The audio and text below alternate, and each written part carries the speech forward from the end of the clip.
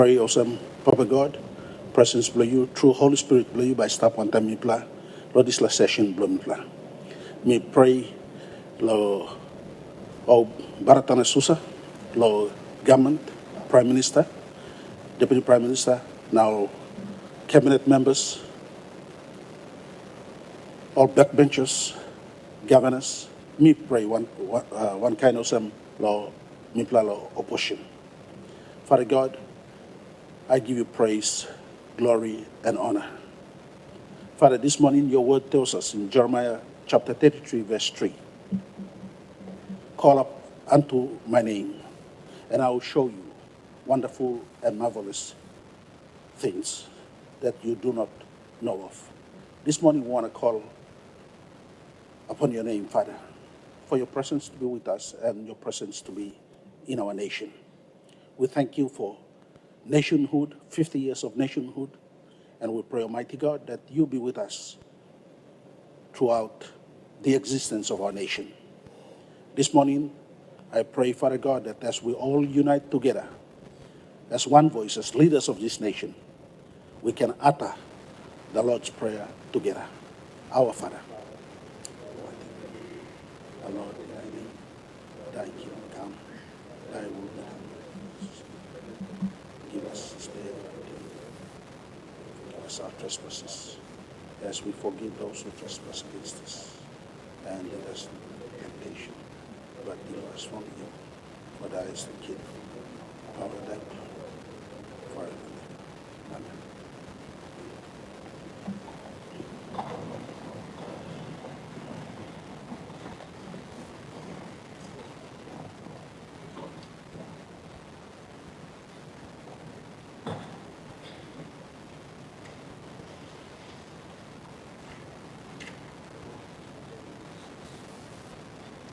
Honourable members, are there any petitions? Notices? Honourable members, we have a question time of 45 minutes. Honourable member for Bulolo. Thank you, Assistant Speaker. Correction, Tasul. Bulolo Tasul. Wawaria. Sorry, Bulolo. Thank you. Mr. Speaker, my questions are directed to the good Prime Minister because it relates to a number of ministries and also touches on the government policy on benefit sharing for the people of Papua New Guinea. I would like the Minister for Forests, Treasury, Lands and Physical Planning, Provincial and LLG Affairs, Energy, Housing and Urban Development, State Enterprise, Finance, Justice and Attorney General to take note. Mr. Speaker, Assistant Speaker, sorry. I wrote to the Minister for Forests on 16th August 2024 and also to the Governor of the Central Bank and copied most of the ministers affected that relates to colonial legacy and negotiations done in the 1950s to 1960s. This relates to the acquisition of the land in Bulolo that forestry plantation is located.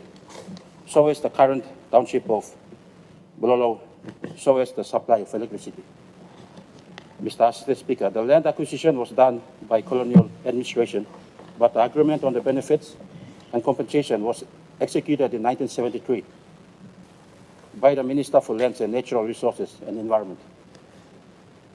The national government dealt with application for logging in West Morobe, including the Bulolo plantations, and made a number of decisions under NEC Decision 211/1995, relating to lease of Bulolo town area and supply of power by PNG Forest Products to Bulolo and Wau towns, and 20% free carry equity in PNG Forest Products Limited. The Department of Forest and now National Forest Services are the custodian of the agreement and its implementation, including various land acquisition and forestry permit and agreement with the people. Mr. Assistant Speaker, the issues that have been raised with National Forest Authority and other government agencies are: number one, restoration of 25% royalty to Monkey Clan as per 1973 agreement. Number two, 1993 Land Court decision and compensation claim to National Lands Commission regarding the Bulolo plantation land.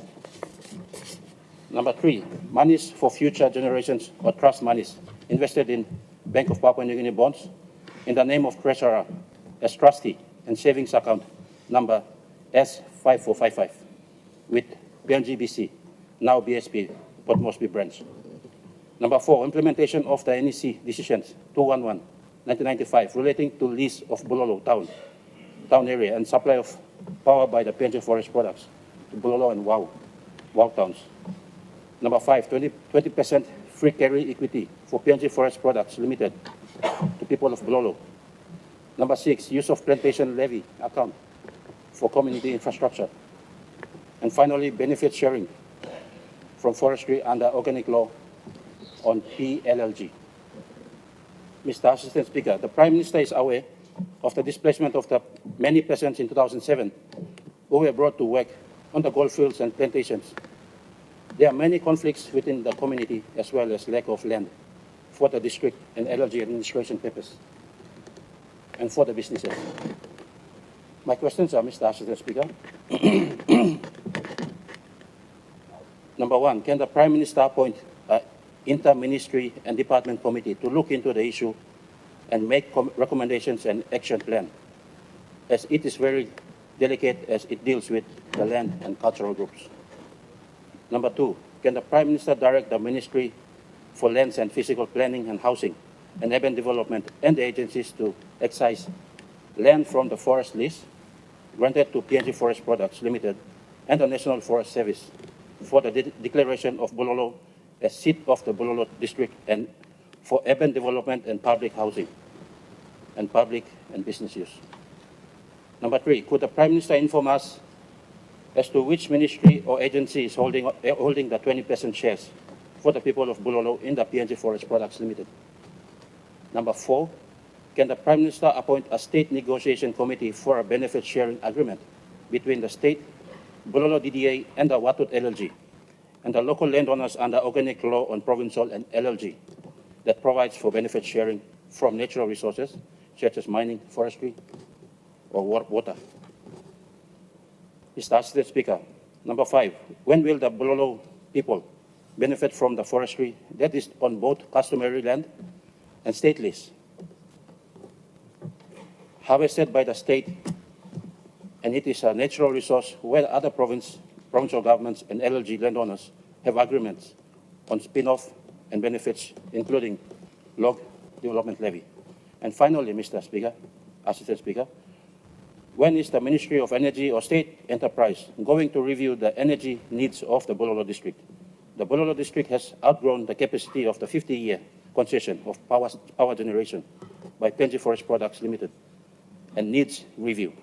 The Watut and the Muming people, the landowners of the Bulolo forestry, are without electricity despite hosting the Hidden Valley mine and plantations. Mr. Assistant Speaker, when the colonial and post-independence legacy issues affecting the economy and the people of Bulolo is resolved, we must be ready to see change around Papua New Guinea. Thank you. Mr. Prime Minister. Thank you, President Speaker. I'd like to thank you, Lord. Member belong Bulolo, Maki Maus belong all people belong in. As leader belong place, me ask him these important questions. Many of them are legacy issues that we are faced to deal with and clean up. All that he asks is not things that cannot be done. Based on statute and law that we have today, we could look into what has happened and tidy up and give respect where it is due, especially to our landowners and to our people concerned. So Mila give him a belly seal long people belong Bulolo, leader belong Bulolo people. Also, all get something you raise him, things that we can look up. And I will let the earlier set up a minister responsible in these sectors to attend to all matters and bring to cabinet. Certainly, the Bulolo people are appreciated.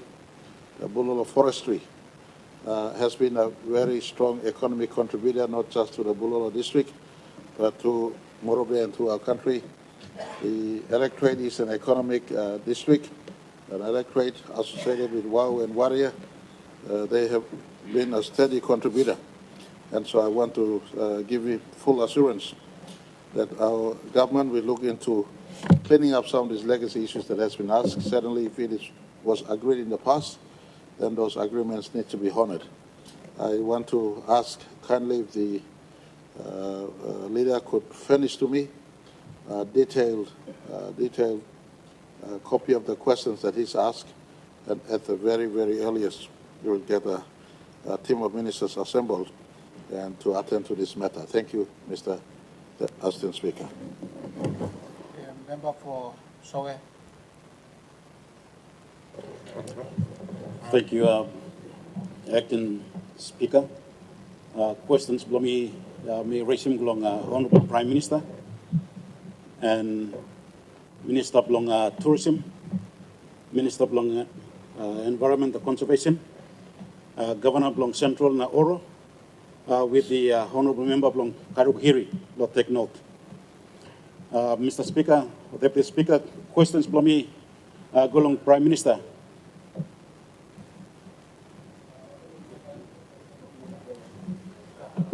Member for Karuhiri, what is your point of order? Thank you, Mr. Speaker. Just a slight correction to the good member for Sohe. The seat that I represent is Hiri Koyari. The Kokoda Track, which I understand is going to raise this question for, is in that district, not Kairukuhiri. That's no, doesn't exist anymore. Thank you. Honorable members, your point of order is in order. Thank you. Ask your question. Thank you, Deputy Speaker. My apology to the honourable member, but I mean, take note long questions by me raising. Questions from me are centered around long joint understanding, number 1, number 2, and number 3, with the Australian government and PNG government. Mr. Deputy Speaker, with due respect of Papua New Guinea and Australian governments' joint understanding, number 1, joint understanding number 2, joint understanding number 3, resulted from the high-profile PNG and Australian Ministerial Committee, a meeting that was held in Medang in 2008. It was from this meeting that the decision was made by the two governments to preserve the Brown River catchment, Owen Stanley Ranges, and the Kokoda Track region due to its significant values under these 3 pillars. Pillar number 1, Kokoda Track. Pillar number 2, the communities along the Kokoda Track, and environment. Kokoda Track runs through the 96 kilometers from Oro in Kokoda and into Sogeri. We have 6 council wards in Koyari LLG, in the Hiri Koyari, and 8 council wards in Kokoda LLG in Soe, Oro Province. This bilateral policy was empowered by the NEC Decision number 27, 2008, protection of Brown River catchment for future power and water supplies to the Port Moresby City and its surroundings. Mr. Deputy Speaker, the second joint understanding declaration was signed by both the Prime Ministers, the then Prime Minister Honourable Peter O'Neill, and Australian Prime Minister, then Prime Minister Honourable Tony Abbott, on the 10th of September 2015. Mr. Deputy Speaker, the second joint understanding signed builds on the long relationship between the two countries. The bond that was born in the time of shared sacrifice strengthened through mutual respect. Today, the Papua New Guinea and Australian work together in strong partnership to deliver real, tangible development outcomes for the Kokoda Track communities, landowners, trekkers, and the future generations of the two countries. building on the activities delivered under the joint understanding signed in 2008 in Medellin. The Kokoda Initiative implements activities under the following 5 goals of the joint understanding. Number 1, a safe and well-managed Kokoda Track which honors its wartime historical significance, protects and promotes its special values. Number 2, enhance quality of life for landowners and communities through improved delivery of service deliveries, the income generation and community development activities. Number 3, working with the communities, landowners, the tourism industry, and all levels of government to ensure that activities established under the Kokoda Initiative programs are sustained into the future. Number 4, a wise use of catchment protection area, including the Kokoda Track and its natural resources.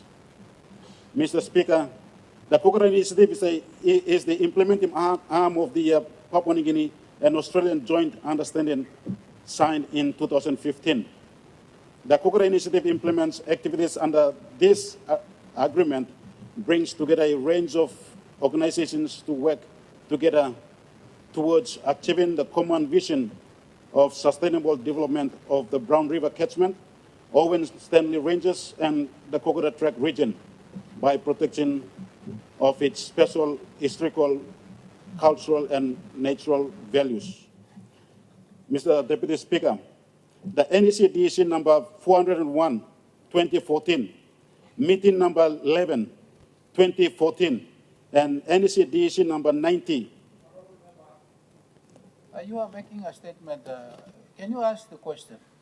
Mr. Speaker, Deputy Speaker, it's better that me giving background information before me asking question.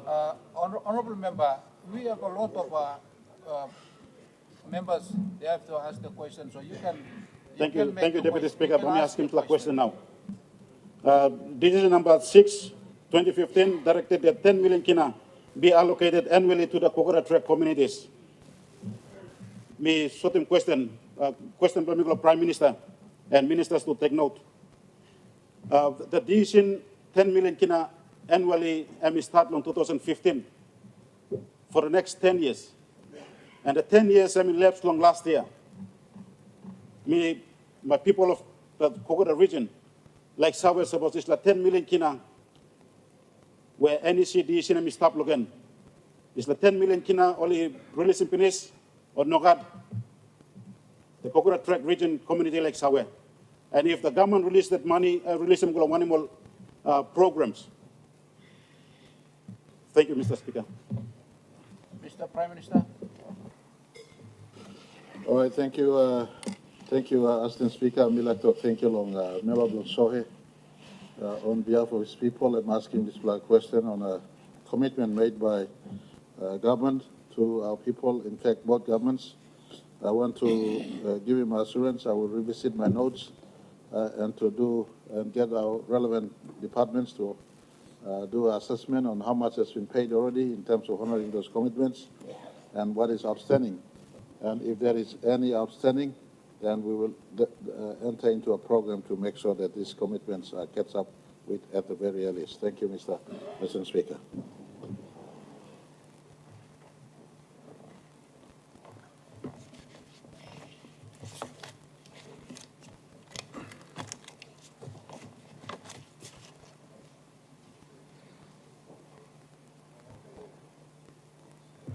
Honorable member for Samara Murua.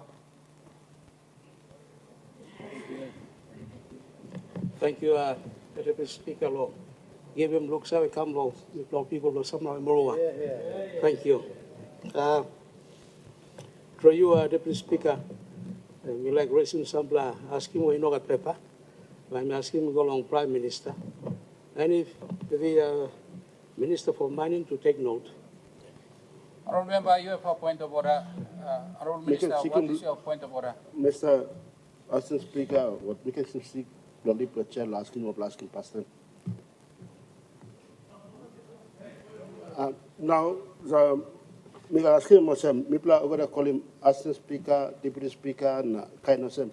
You make him clear you had some black and ask it because speaker is there, we got deputy there. There's a bit of, everyone is calling different names. That's why I'm trying to bring come to channel clear, Mr. Thank you, Mr.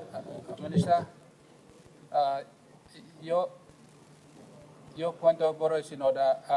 Honorable members, we have a speaker, deputy speaker, and assistant speaker, so you can address the chair's assistant speaker. Thank you, honorable member. Thank you for the correction. I think it's important that we may address each other according to our titles and their respective position. We may give him long parliament. So now me put him go long assistant speaker. Through you, assistant speaker, we like him. Somehow we ask him to go long prime minister, and if the minister for mine to take note. Why? Well, we go ask him, and number one, whether the Prime Minister is aware regarding the developments of Misima Mine and the acquisition of Octedi. He come along, place Blomi now, people Blomi lo Misima. So me surrounding this plan, asking Blomi, Igor this color. In regards to EL 1747, or Octedi mining, or like aquarium, you go and sell or development mine or Misima. So, this is our position. Because I that we got to put him on 95 million Aussie dollar and 95 million Aussie dollar for that acquisition. So this plan asking me, MOSM, whether the Prime Minister is aware. Number one, Keystone Resources have not done enough. Or not working enough exploration drilling to prove up the gold reserve. How much gold is that? Money, give him that. Tribal money to us. How much resource is that? How much resource tablet ground? Nobody may put in money or nothing because Misima, it's not a green field. It's been mined since 1800. It comes now. The last one was Plaza Dome. Number two, Octedi has paid first 50 million Aussie dollars without either party securing the exploration license. EL lapsed in March this year. It lapsed. Now you put him, you go to sale. But the Prime Minister is also aware that mine and water and hearing or conducting of Misima, or Papa ground, or talk like extension long exploration in Oklahoma. That was never mentioned to my people.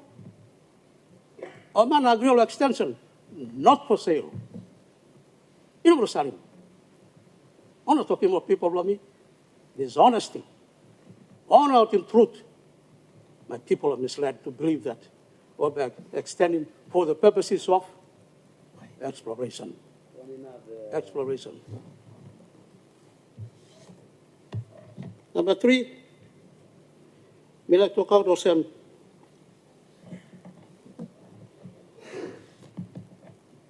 the Yahweh Prime Minister also that the acquisition contract of Teddy Limited will make the following further payments to Kingston Resources. Like a sample of payment by Kambia after the acquisition. I'll talk of some. Number one, 10 million Aussie dollars will be paid after 12 months. Number two, 10 million will be paid for final investment decision, FID phase. And then, I'll talk of some 0.5% gross revenue royalty on all gold production from Misima after 500 million ounces of gold been produced. Has been produced with Octedi having a royalty buyback right of Aussie dollar, 25 million. 25 million by me giving gold, royalty gold online. Royalty.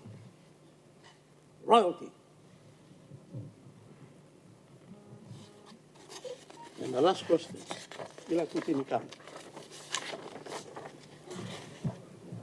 Octeti, the zone, got a state.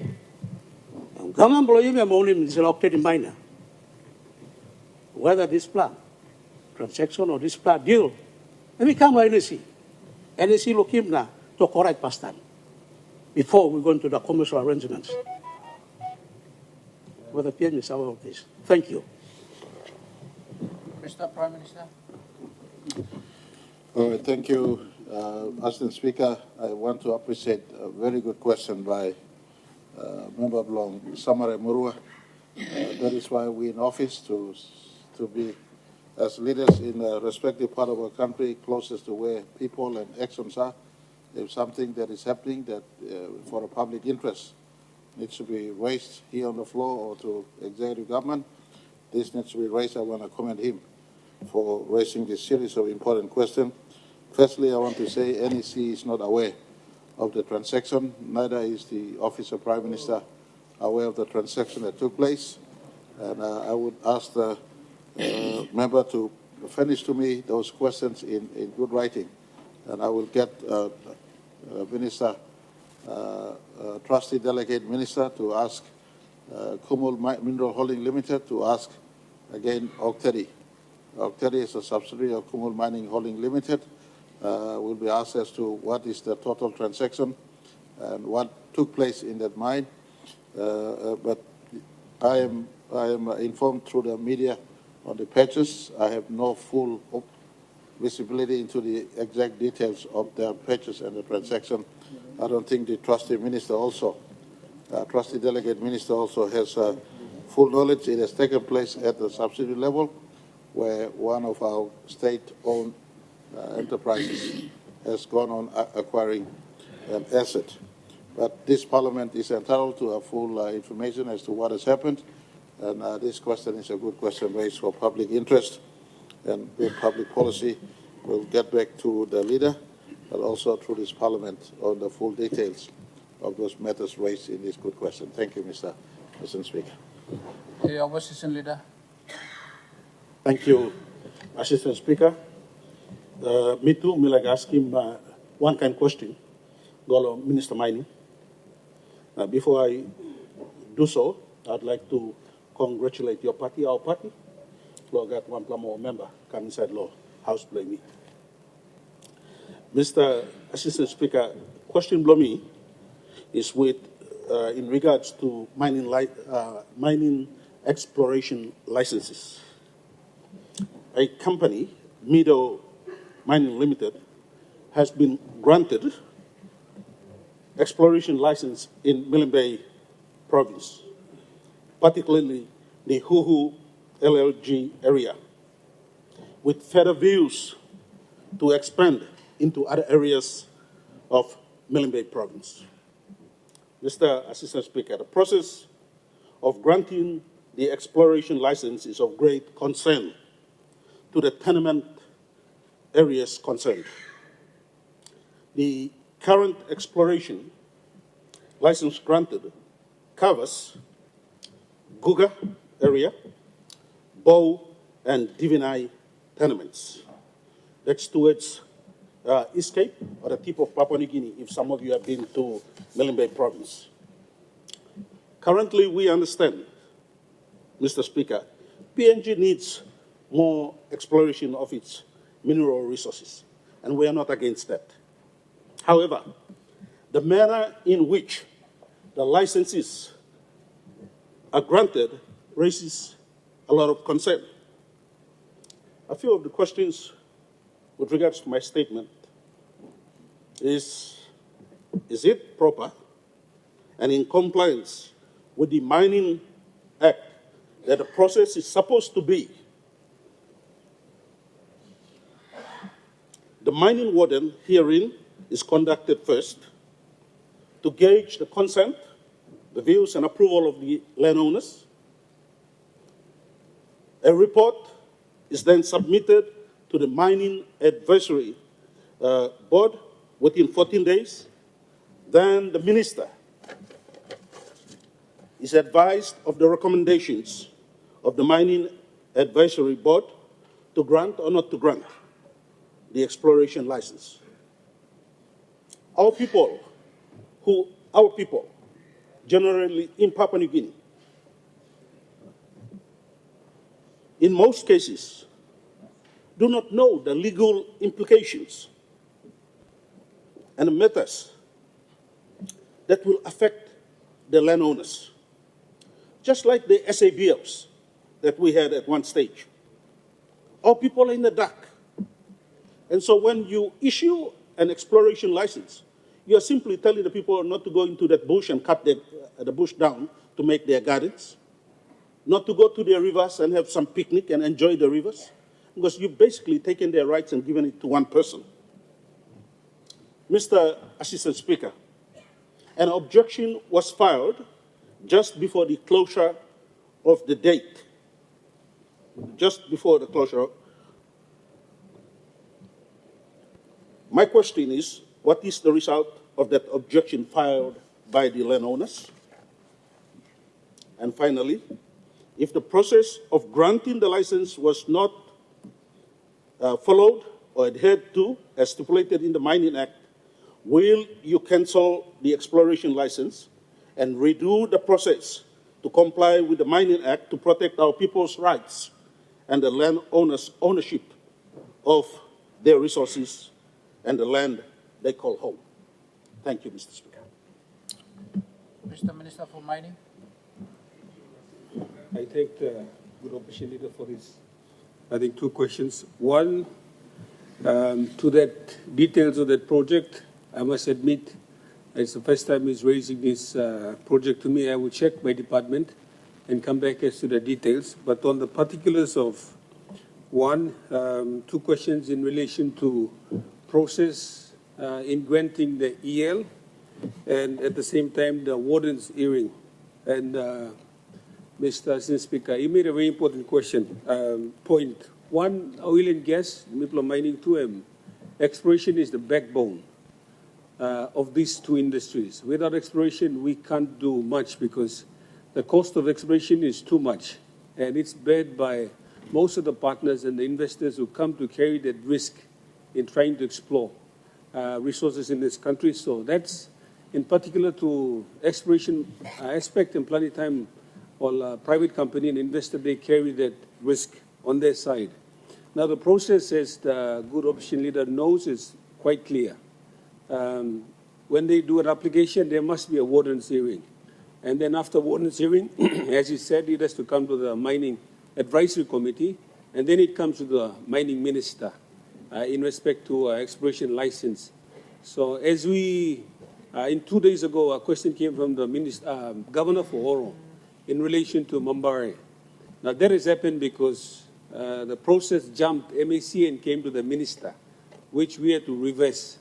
So in relation to this, if it's correct with the facts that is raising that it has not gone through a warden's hearing, then I can assure the leader that we will have to cancel, because the process is very clear that it has to go through a warden's hearing so that the landowners can give their consent that there is exploration happening in their land, and without forced entry or without any consent from landowners, local leaders, and provincial governments. So, one, if that is the case, then we will cancel. I can assure the leader that if that process was not followed, then we will cancel like all other programs we're doing to ensure that the process is followed. Number two, I confirm that the warden's hearing must happen before it comes to the MAC. And then it comes to the minister. It doesn't come straight to the minister to sign or whoever know it. That established process has been there for the last 50 years or so. So I can confirm in two of his questions that we will review, we'll check, and I will formally write to him as to the details of whether that process was followed or not. And if it was not, then we will take all measures to ensure that we cancel that EL that has not gone through that process.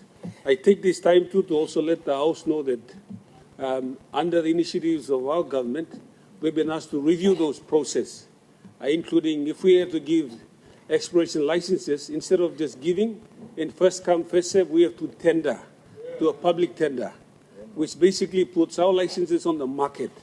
So whoever has capacity, who has money, who has good standing, international reputation, now got that isla, okay, some license. Now as it stands, our current regime is first come, first serve. Who said, man, you write in pass come, 1, 2, 3, stop 4, mipla, give him so. And the Prime Minister's advice and the reforms we're doing in mining, we'll do a public tender so. After September 16, the next 50 years go forward, we do an international tender for all exploration licenses so that people can bid. Now, so to look at money, a company can come to sim exploration and they can start, and then state can come behind a partner or at the start of the project. So those reforms will come under the initiative of Nuclear Mining Act to bring them through. So all of us will have a say. But Assistant Speaker, I think this Latupla, I will formally write to our good opposition leader. Thank you. The Honourable Member for Suave. Trave. My question without notice goes to the good, hard-working Treasurer. Assistant Speaker, the Treasurer has publicly promoted the Marapa government's fiscal consolidation strategy. So I would just like the Treasurer to announce in this Honourable House and to the people of Papua New Guinea, what's the current national debt stock for the country? Is it 65 billion kina? Is it 70 billion kina? If he can confirm and advise this Honourable House. And secondly, Mr. Assistant Speaker, if the good Treasurer could also announce what approach he's taking to generate revenue, and if he's got any big announcements, except for continuous borrowing after borrowing after borrowing. Thank you, Assistant Speaker. Mr. Treasurer. Thank you, Mr. Speaker. I want to thank the Honourable Member for his two very important questions, most of which I have covered in several statements to this House. But nevertheless, I'll try to cover them again. Before I answer the question, could I also join my colleagues in this House to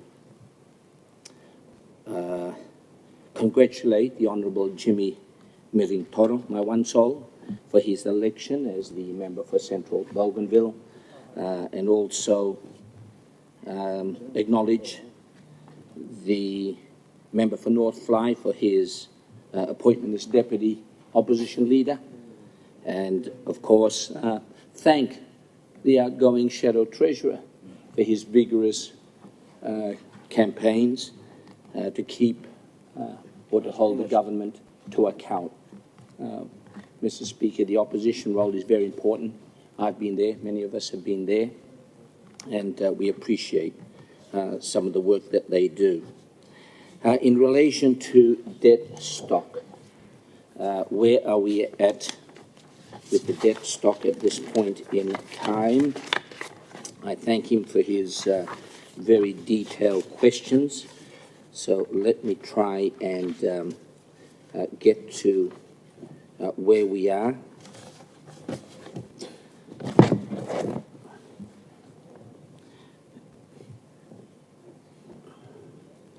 Debt, Mr.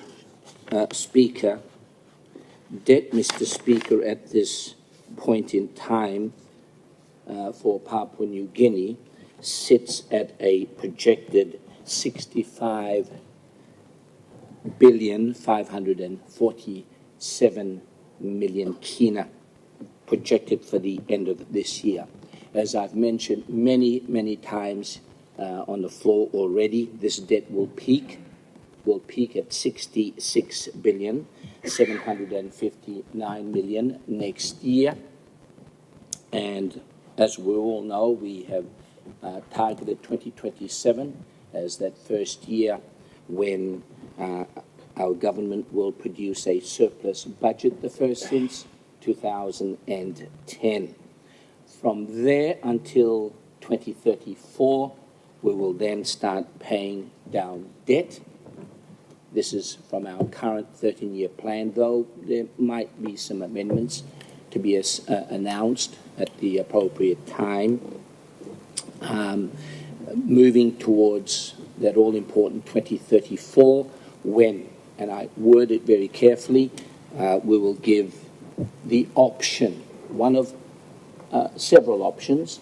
We will give the government of the day an option to pay down all entire debt. Of course, as we know, like running a business, to maximize our returns on investment, or in our case, maximize the production of goods and services, we possibly would most probably look at a level of debt that is manageable for PNG, one that we can continue, on the one hand, repaying, as we have done consistently, but on the other hand, maximize the growth in our capital budget so that projects for our members can continue to increase. Another important point with our fiscal consolidation priority, Mr. Speaker, is not just reducing debt, but reducing debt as a share of our economy. So as we've said in the past, and for those in business, you would be aware, we don't always look at the debt of a business. We look at it as a share of a number of other metrics. One of them is the size of the business. So in this instance, Mr. Speaker... Minister, you have a point of order. Honourable Governor, what is your point of order? Just seeking some clarification in case I didn't hear the good treasurer properly. The treasurer said that one of the reasons why they might continue to borrow is so that they can continue funding projects for members. So I just wanted some clarification. Are the projects for the members, or are the projects for the various districts and provinces in the country? Could you clarify that? Thank you. I think, Honourable Governor, your point of order is out of order. Minister have to answer the question. What the Honourable member is asking. No. So, Minister, you can answer your question. Thank you, Mr. Speaker. The Governor can, of course, ask a supplementary, but since he has, the short answer is it's for districts, not members. So he can be assured. District and, of course, provinces.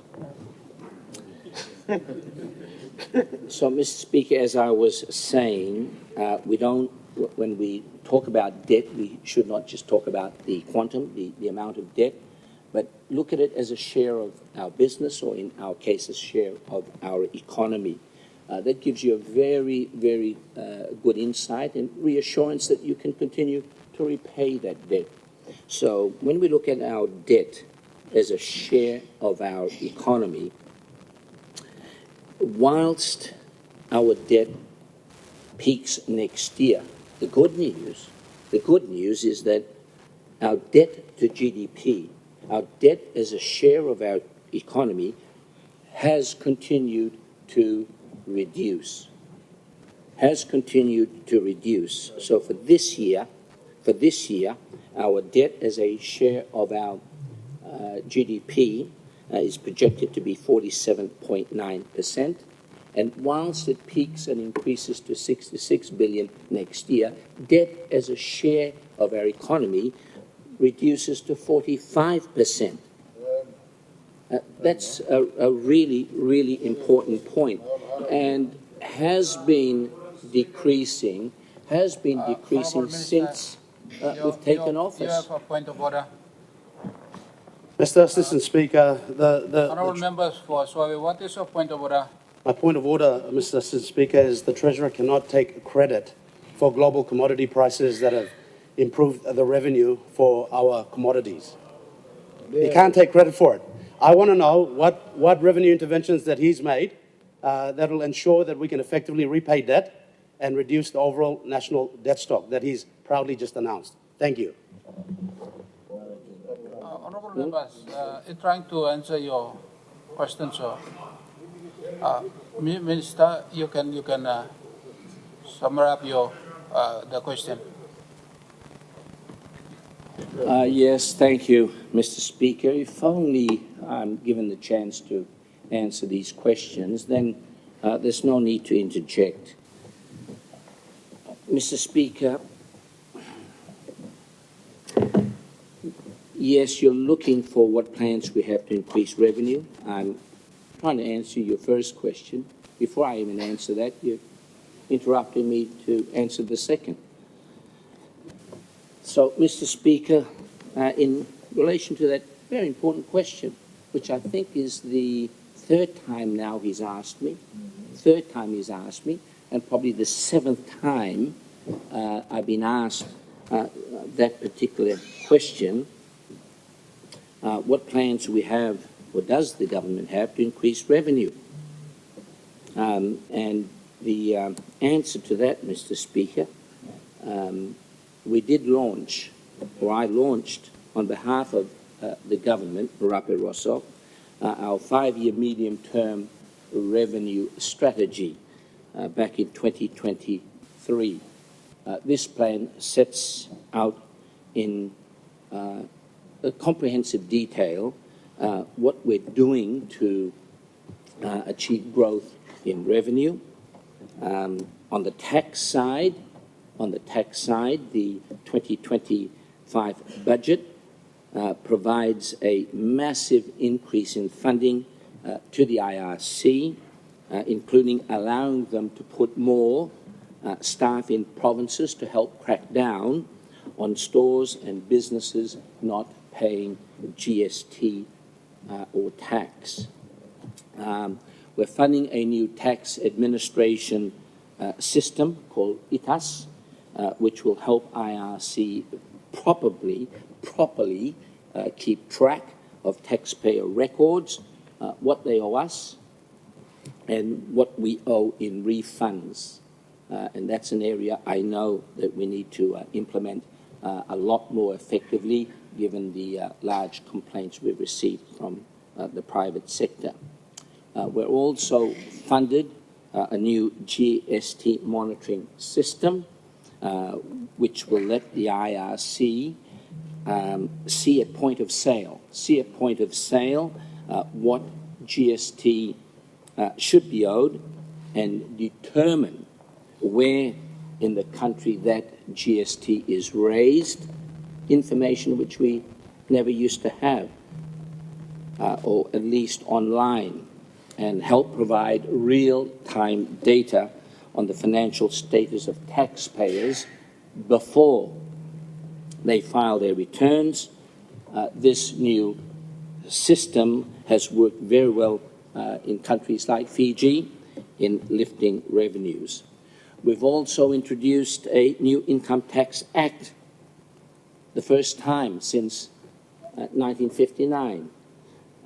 A project that, yes, started with the previous government, was a good initiative, and it's taken us, I think, 4.5 years in our government, with the help of much technical assistance from international partners, including the IMF, which will simplify the tax system, helping businesses more easily figure out depreciation of assets, for example.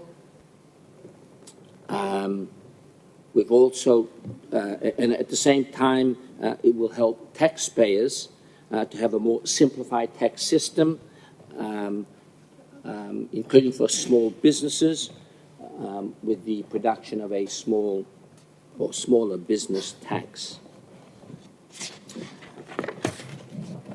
On the non-tax side, our plan to increase revenue, we have a new Non-Tax Revenue Act, which is helping us collect a fair share from statutory authorities.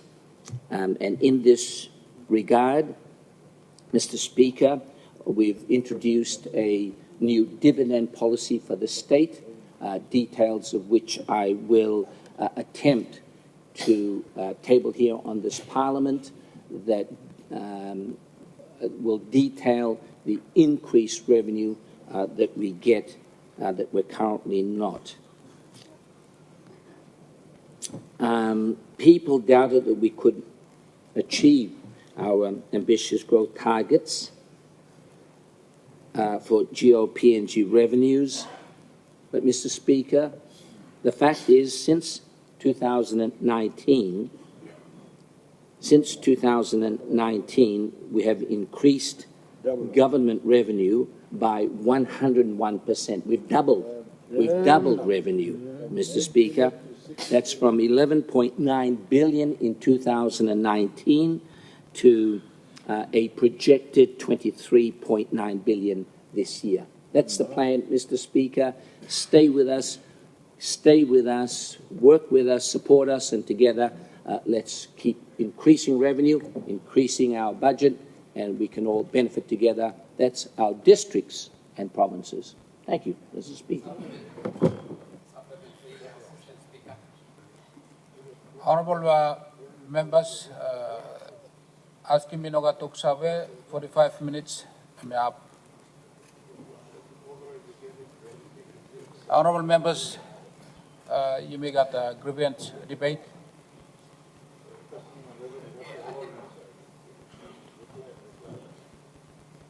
Honorable member for above. Mr. Speaker, I think we really are having problem with this timing issue. We don't know exactly what time is left. So can we go back to these things? It just doesn't work. But we need to move extension of time if we know that there's only 1 minute left.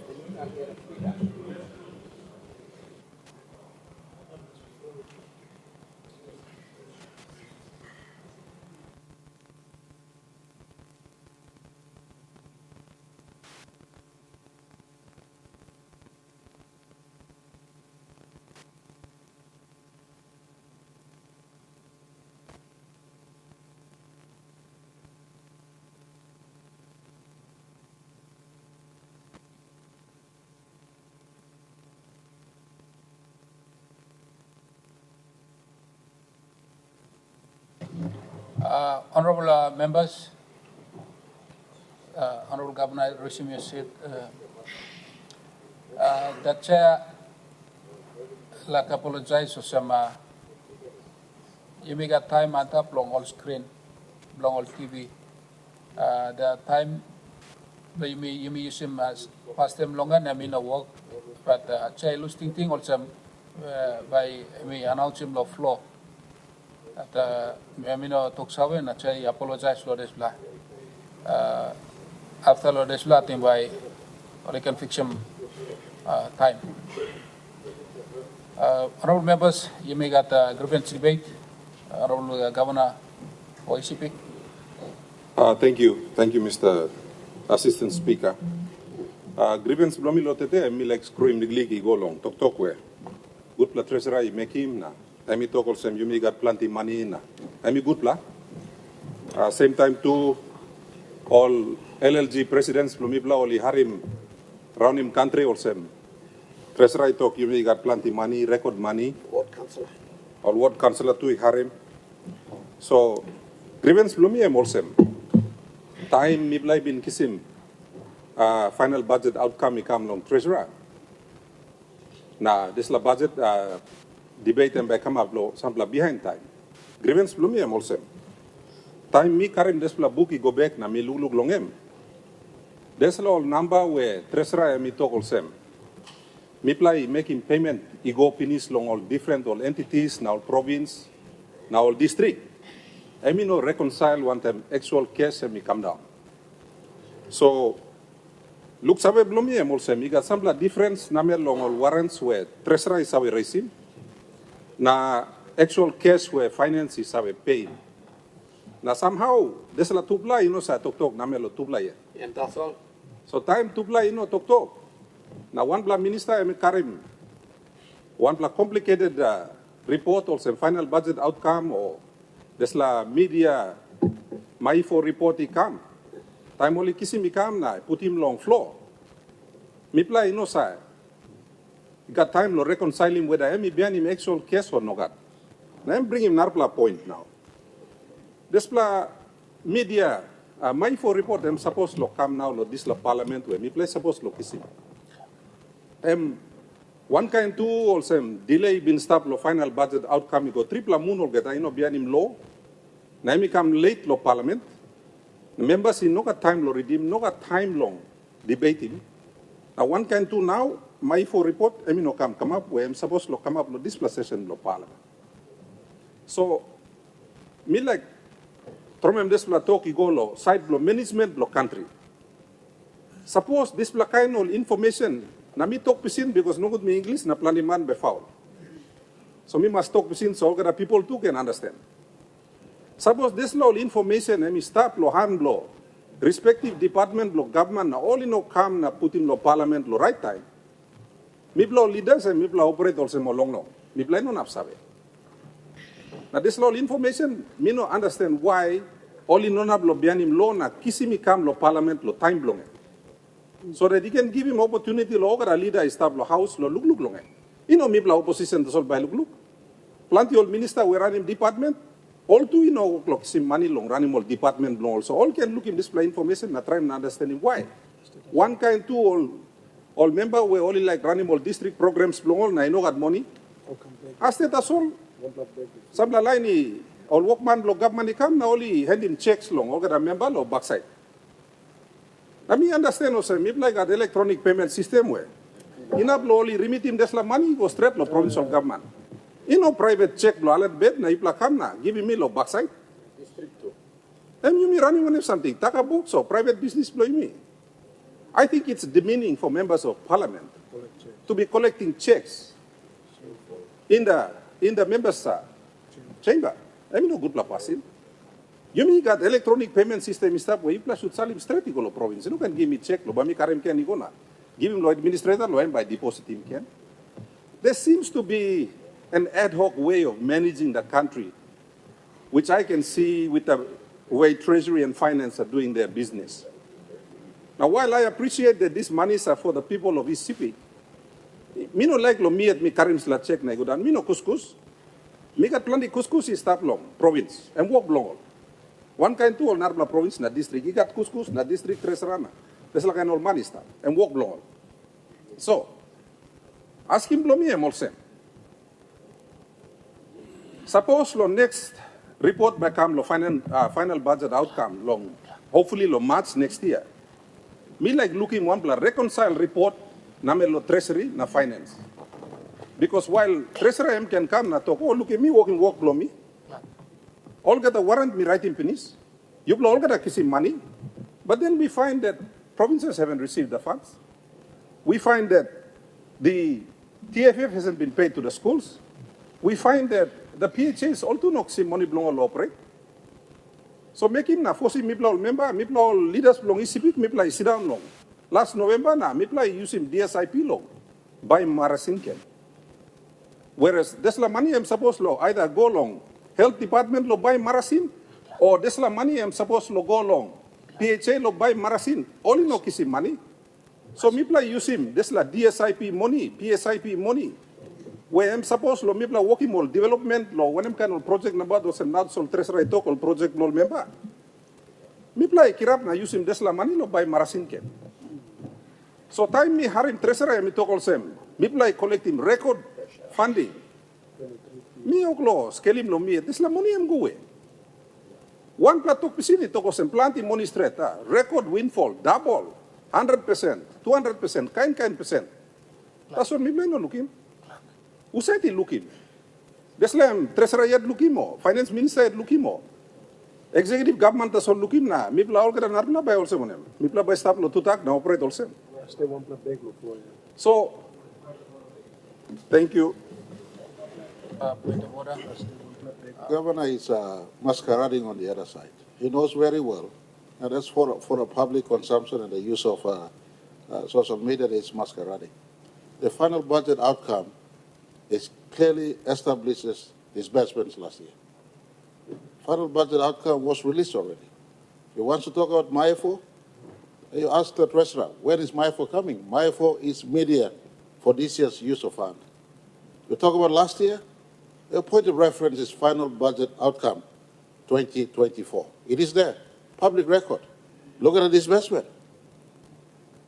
It talks about ECP not receiving TFF. I'll stand up here next week to tell exactly how much ECB received for TFF last year. So don't just mouth off as if you have the statistics before you. When you talk about last year, look at FBO last year. I just want leaders to be conscious of using this privilege here to talk on assumptions and permeate this public space with negativity than reality. Thank you, Mr. Speaker. Prime Minister, your... Thank you, Mr. Assistant Speaker. I think I'm good laws and Prime Minister, I'm concerned, I'm sanap na me talk. Thank you, long. To be quite honest, Mr. Assistant Speaker, me at me bini guantap na me inform him tres also. 1.10 million we am talk infrastructure grant come long ECP. You know been come, I'm laugh now, I'm sorry. So me been asking Pinis na me come na me walk him this pla when I'm so. Contrary to what our good Prime Minister is saying, I'm not misleading the House. I know my facts because I've done my homework. Also na me come todoglo here. So with respect, I think the members of this honorable House deserve to know what is actually happening. You know, good blalo, you tromem hap talk loya na toko sa mi pla kisi wan bla monina. Bian mi pla by go back na check what in treasury blo mi pla. And when we go and we actually find out that the funds didn't come. Then mi pla by come back in na mi pla by painim treasurer knock lodo blong em ringing finance minister. We cause all kinds of headaches for these two ministers. So all I'm asking for is a reconciliation. Because my understanding, when I read the MAIF, the final budget outcome, na Prime Minister, I'm correct. Final budget outcome, I'm last year. MAIFO, I'm this year. Me not talk also tupla, I'm same report. One talks about the past, one is indicating where we are going. He's not correcting himself. Exactly correcting himself. When he said last year, we didn't receive any funding. Mr. And I point to him correctly, MAIFO is this year, and last year is final budget outcome. It's already released to public. Mr. Prime Minister, me now making ruling law point favorably yet, now you give speech. You can make him point favorably.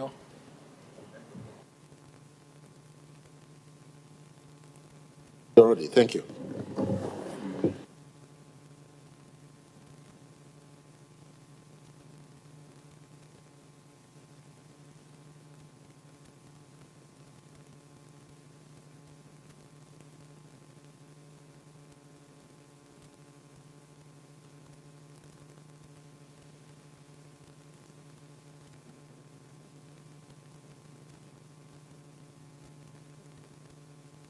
Honorable Governor,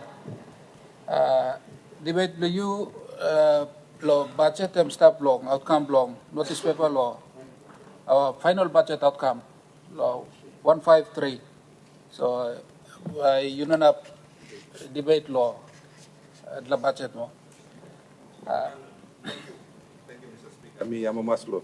Talk blow it sol. Time me, trome talk me looking more minister to not na misa or small one bell na. Thank you long. You straight me. Member for Ace, noticed. Thank you, Assistant Speaker. Me like debate digli long ground issue. Before me debate, me like talk thank you, Deputy Prime Minister, and Minister Pro Lands. Lord, this will be last time me person. Those are some of the impediments, Lord, development blow you middle country. So this is a modern electronic system.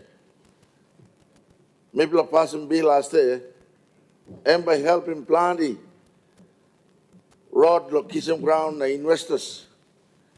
Two, by feeling comfortable, Lord, easy, Lord, being in process location ground, now working development. Blow you middle country. That's all the process location ground too, I mean easy.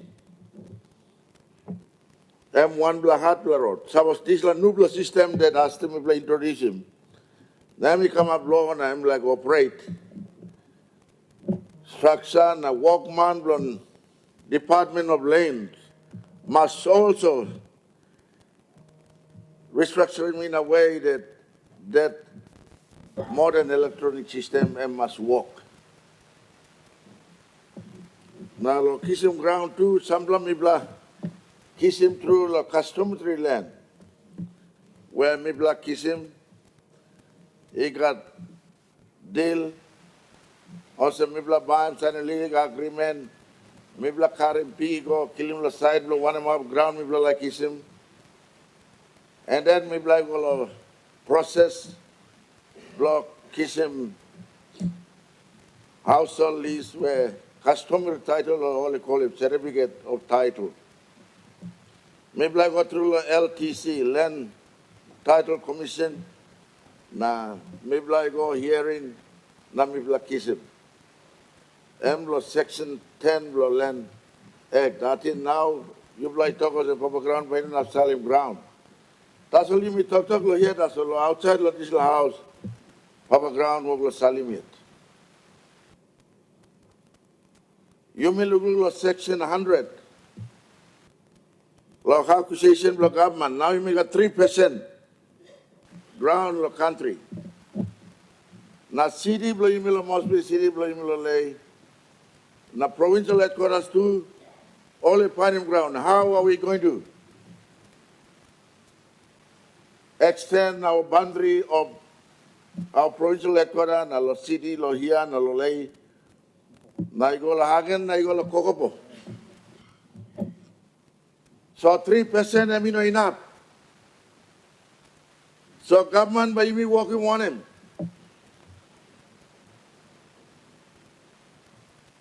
There are customary land available. So you may start focus na look location all this la. Before online believe me, buy kism legally block 400 square meter, 500 square meter, or you go end up more than 1 hectare. So government must look strong. Law increase this la 10%, 3%, you go end up 10% or even 20%. Because plan the governor blowing me today, you know me looking, they want to develop their provinces. Not district too. But I also want to appeal to the districts, now provinces too. You must know your boundary of the land. Boundary block district headquarters blow you. Boundary block provincial headquarters blow you. Now law city too, maybe one kind. 14 miles down to Bautama. Now this la ring road I mean complete. May one time Governor Mr. Bak said maybe walking, maybe complete him. The city ring road is to be complete him. One kind also, you must extend him this 3%, you go under long, 10% or that. Any development come behind you, kitchen ground finish. No God, you must out of white paper now, line family blame me. All stuff finish the ground now. You mean like selling white paper eviction? White paper is very dangerous in outside the city. Because time white paper come all money in the sleep. All school beginnings go walk, all school. And all power miners go walk. And all our ambassador come by, eviction come. Last 3 months ago, one black ground education. Thank you, Minister of Education. Before Education Minister, me ask him, to give me. Lord 9 mile. Makana igolo Morobe Wadana. Portion 1006, 42 hectares, total of 25,000 people living on that land. Me walk la forest also Mbekama was in Bushwara. And then me ask him, Minister, with consultation with the Prime Minister and Lands Minister, do education have a long-term plan to develop that area? Because some ground is abandoned education. Now let me ask him, Minister, 2 time we write a letter, he will always long end. He got plan by staff, no got that. So now currently got no plan, but time we go drive, we go look at him, there's a lot of people living there. And they spend so much money. And in previous parliament session, I think Attorney General Mibla tied lawyer because state land illegal settlers go stop and up. Okay, if it's a state land, when are you going to develop it? Is it going to be a state land for another 10 or 20 donkey years? If it's under education, or if it's under commerce and industry, or MSW NAC, like me asking question asked it, the answer was not favorable, but the answer was still lagging. I still need a good concrete answer. Aerodrome boundary land. Aerodrome and reserve land for further development, but you cannot say Kori, an institution down there, section 2965. Same postal number established Malala Estate. Same postal number established Jackson Airport. Same postal number established Koni. Postions 2965. People call it postion 1229 airport, aerodrome. Behind Legisla 34, 37. Now again, he got 2965. Postal number is change close to. That's why I'm challenging Land Minister and Airport Corporation to look into the real meaning of aerodrome. And Aerodrome Act, and stopped us all. Look, Gazettal 2010. I'm considering ground, you go outside again. If it's compulsory acquired by the government, you should have native land dealing, and there's a number there. And to acquire customary land to state land dealings, you got 12 plus steps of following. So we didn't even start one yet, and then you compulsory acquire it. Government is wrong. In the name of development, compulsory acquisition. Yes, of course we are right, but the native landowner must be respected. Now you may get a losing place they come. And then when you go to election now, Nubla, Chairman, Honorable Russell Warwick. And then now I'm talking to them by Luke Saul and native landowner and fight stronger ground. You me too, you me government must look sour and respect where one of my belong. So me appeal you blogger members, if you got a district, you must demarcate your district. You may got lands department section below, urbanization stuff. Carry me go to district blue, and all by survey, not district blue must have a planning too. One kind of submit la governor walk him that's all. Lo Bautama, you got central government, walk talk, Mibla walk talk. But when we keep on fighting like this, who else is going to come to tomorrow and develop the land? Ground is still a development, must progress. So Mibla governor walk talk this like stuff. Mibla of Bautama, Ekamla 14 mile, now the city road is going to complete. And then Mibla surveying finish, and settlement tower program will go. So Mibla by move all line stuff, peripheral city area, we are going to move them out to 49 mile and Paria. Now Paria 2 mixing title finished. So now we start the physical planning, give them approval, so that water, basic, water, road, power, and Masiwala, this lab. Before independence, Mila give some title. Also, I appeal all provincial members, districts, also look at your area, your districts, so that you can survey your area. Now you must at least, you got Congo, no good by you fight gain on the proper ground. All the move become close to because all established city, all established town. Honorable member for notice, your time is up. You may resume your seat.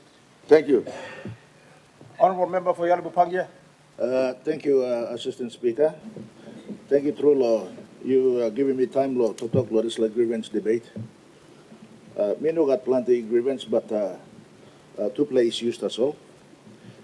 Firstly, issue blow ICAC. Prime Minister Emmet Sawe, there's la work blow kirabim ICAC start law government blow yumi law before. Mipla I pass him first reading, nikam na government blow marape Emmet I pass him second and third reading, I make kirabim display work. But bulk of the work was done during our government, and I know why we established this organization, Mr. Speaker.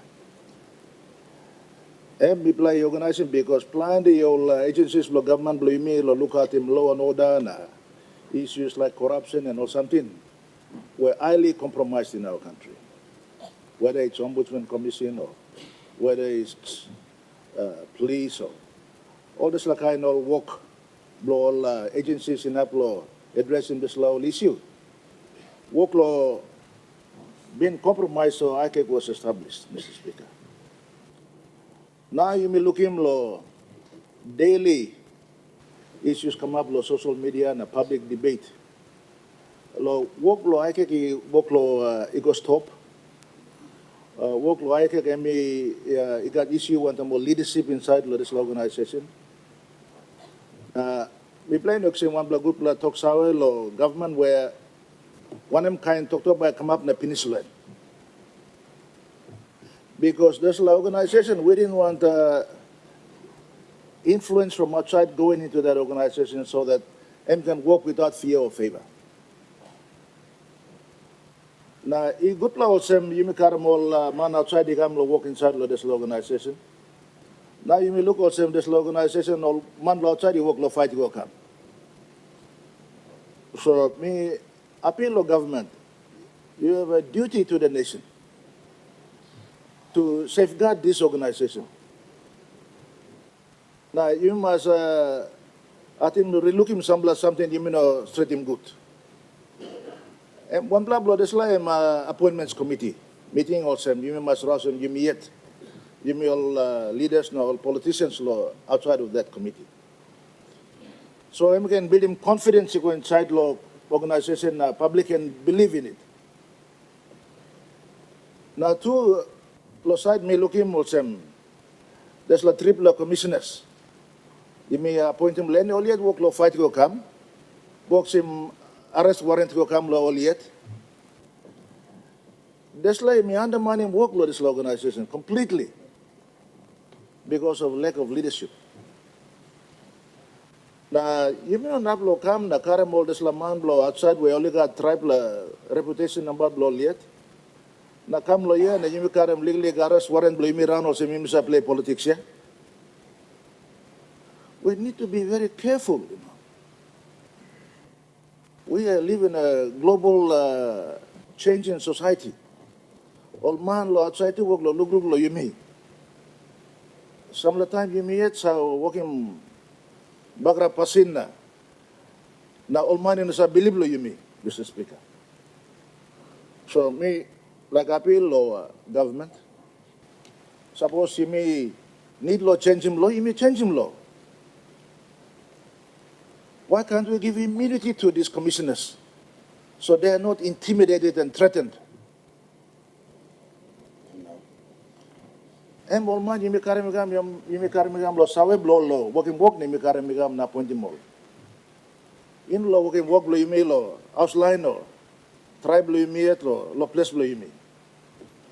So, me like appeal law government, law look sawe law this law. Now, number two, grievance blow me like Sroki Mosem, to talk about Trasla today. Me, I'm also some talk about some GDP blow you may grow, but yet now you may okata sawe. I'm grow because plenty of good price mixing blow something in Salem land. I'm not wrong, I'm good plan, me plan mas, but there's like kind of price by enough stop long time. So Trasla me too sawe.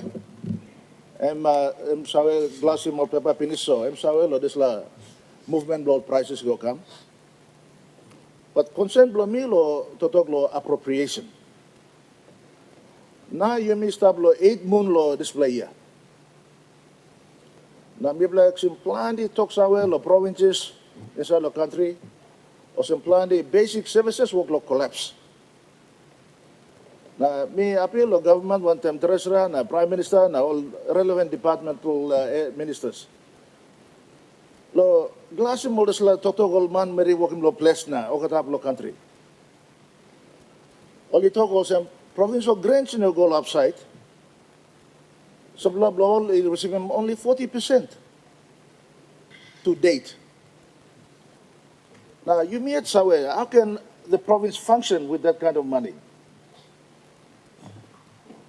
So suppose treasury talk some money will come pull up na mi ama so some tax office work like some record revenue. Please directly me go all these provinces. So only can look at him all basic services la province. Yeah. Now second issue lo some minister lo iblo some la member but me looking mo some. Me come up also on the funeral director now. Because Askaraya work lo give me headache close to. Plan the up, okay the man work lo die. Only die close to. So me ask him, why no work lo die na? Me work him some like findings around. Me look so some plan the all medical supply stores, me no got medicine. No got medicine na. Some instruction come lo. All big one or some, only must use some operational funds lo buy medicine or something. So look also plan the house ki short lo money lo buy medicine. So suppose allocation lo house na all this health department in go, please. Surukin Mariap so can buy medicine and look at him line blame. Mipla lo lik money lo DSIP, mipla tram lo support iko na mipla short with okay. Mina sawe lo Narbla districts na provinces but mipla reality mipla facing land dito. Na two lo issue lo education. All school now talk lo threatening me lo passing all school, Mr. Speaker. Because only sim TFF lo time. Again, in budget appropriation, we work him. Grievance debate. Member for Yalbupangia, we have a point of order. Minister for Education, what's your point of order? Thank you, Assistant Speaker. Mr. Nonoyan, I'm here also some TFF for government free education policy. No, all schools are government. Talk I'm government. 2024, all the funds full money blow free education policy blow government and fully paid. Yeah. 2025, first 2 terms fully paid. This term, this week, all the funds are remitted to the school account now.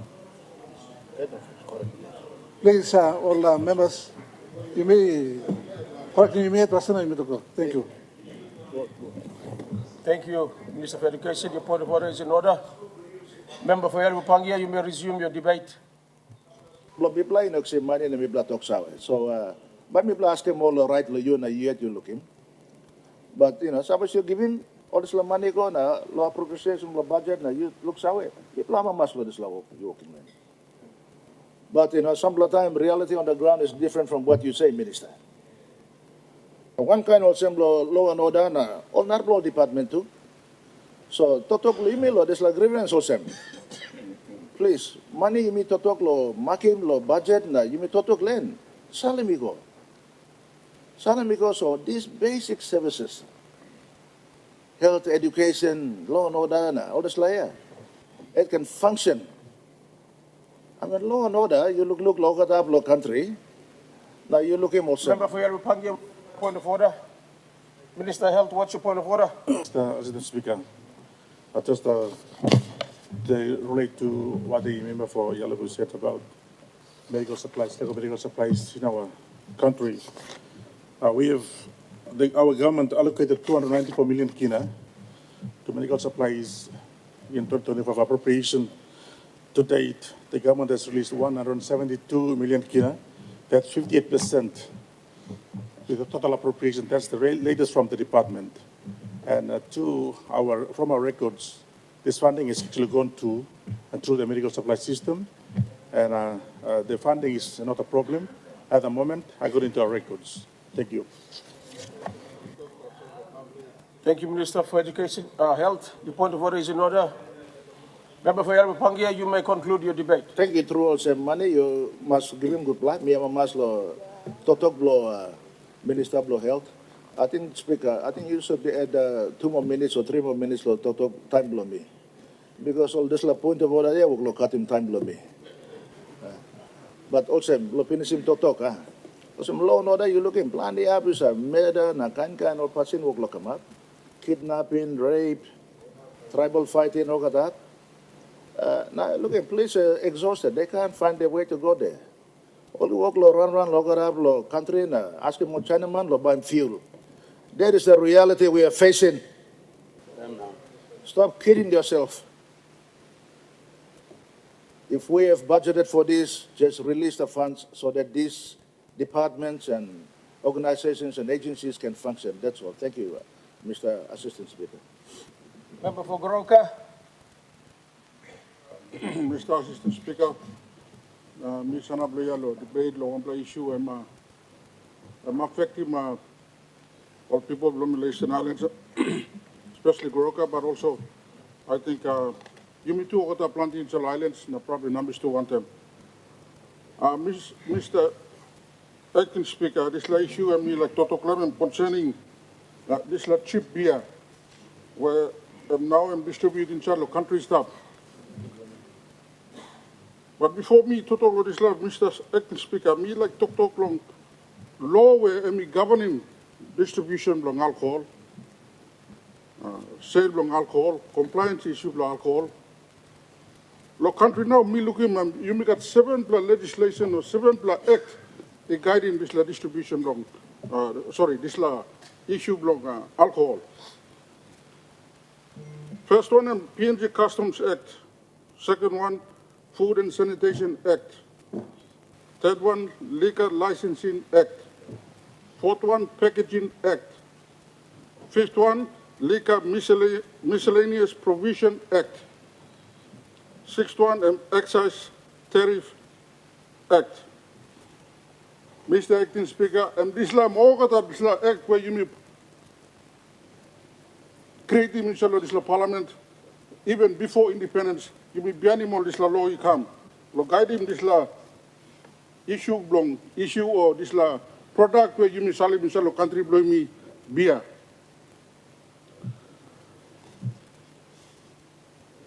Me blaga big issue now in town blow me Logoroka and all mangis are drink this cheap beer also call him and one product blow beer I'll call him Knight's beer.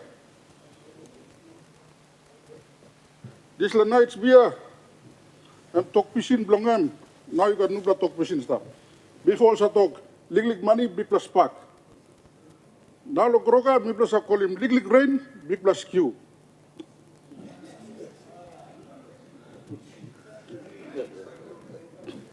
So me been conducting one blood test. Thank you, lo provincial government blow me. Someone here want them. Lo one blood alcohol product lo this company, Tradewinds company. Named this product Scotch whiskey, 330 milliliters. Lo packaging, lo label longam and put him 58% alcohol. Time me blood karim go Unitech, na me blood test him. The actual alcohol content inside was 330 ml was 30.34% alcohol volume. Narabla beer again, same product, same company. It's called the Knight's Dark Rum. Again, long canteen all put in 58.8% alcohol volume. When we took it down to Unitech, and we test him, it was 36.8% alcohol volume. The third one, genuine vodka. Again, on the label it says 5.8% alcohol. When we took it down to Unitech for testing, it was 39.4% alcohol volume. That's the amount of alcohol volume our youths are drinking, and we sit here and complain about law and order because we are not legislating this very important product. We have 7 different acts dealing with alcohol. We don't have a act that is monitoring this product law alcohol council of country from the manufacturing stage up to compliance issue of alcohol go inside law all money consuming alcohol. At the moment, Mr. Speaker, Acting Speaker, this alcohol is causing big law and order issue in Salo Goroka, in Salo Eastern Islands. The triple state of origin and me all in triple people fight inside long Goroka district alone. Me not only Narba district, but me not Goroka district alone. And we are still solving this, all because of this issue of long alcohol. Now, big recent activity, recent fights come up in town inside Goroka, all caused by alcohol. Concern for me, na me like normal flow with. You must have one plus law, one plus stronger legislation to deal with alcohol and tobacco. At the moment, we have so many laws and it's so convoluted that we don't understand. You mean when law, but the perpetrators who said, Yaman, Salimol, big alcohol volume goal, or picnic blow, you mean a bagara, you mean we can't take them to justice now. How can we take them to justice? So time people are finding us and this law. Time people are prosecuting this company. The only law that we can use to prosecute this company is under the Packaging Act for lying to the people of this country. Under the Packaging Act, we can talk you gammon because you put in 5.8% alcohol, but when we did a test, it's 30%. We can only sue them for that. But the underlying issue, I'm still stopped yet. Man kisim sick, go lao sick. Man kisim trouble, pull up the police station and passing police station, deal want to more big issues.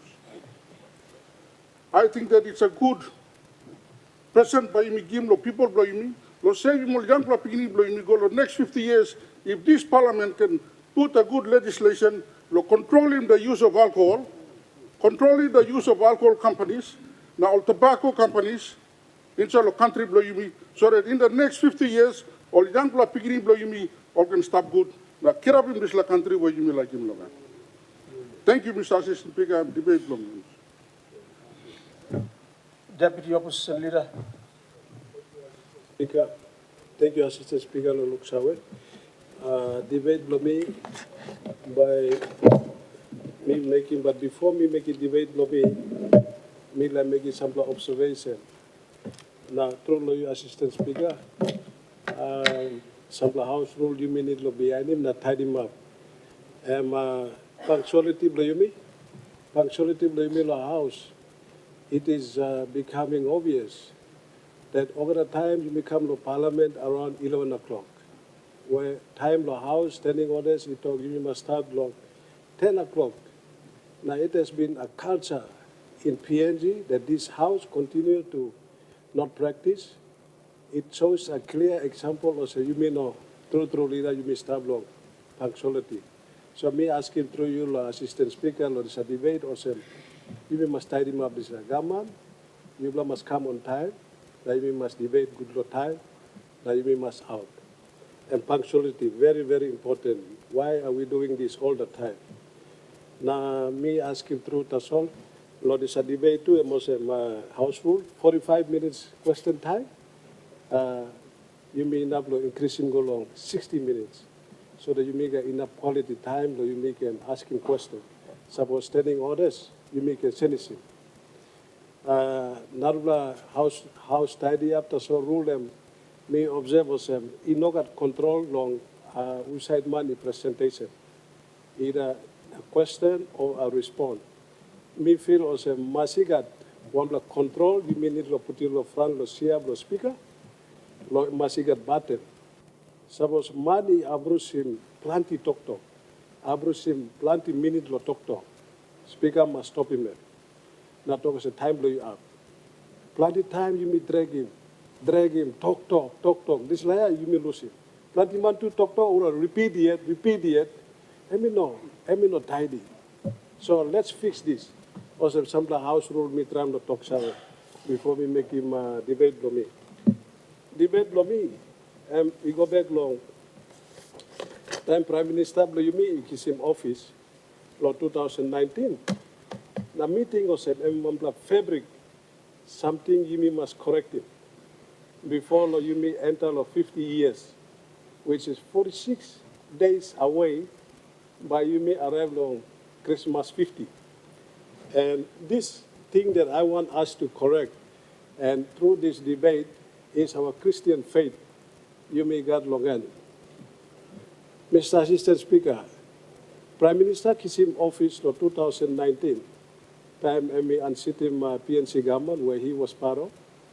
And back then, as soon as he took office, it is our Christian belief where me present before the people of the country, time the Christian only start na talk. He made an announcement publicly to cast and put him. Now that has been a Christian concern all through 8 years up until now.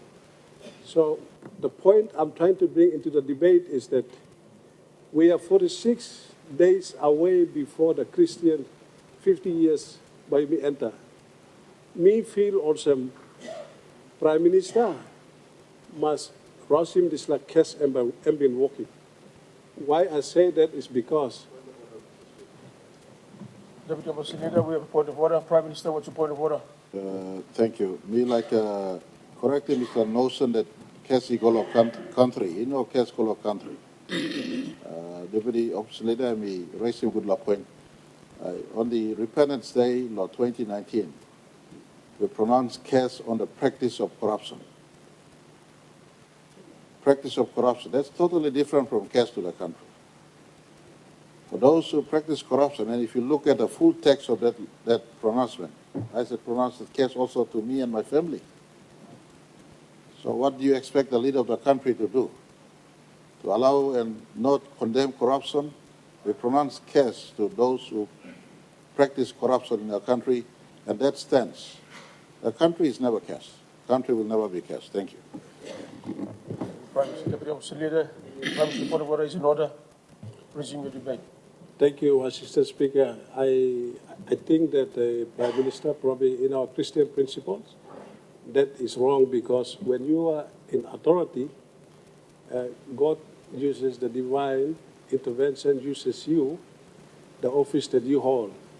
So either it's a family member or you, whoever is occupying holding the office, you are in charge of that authority.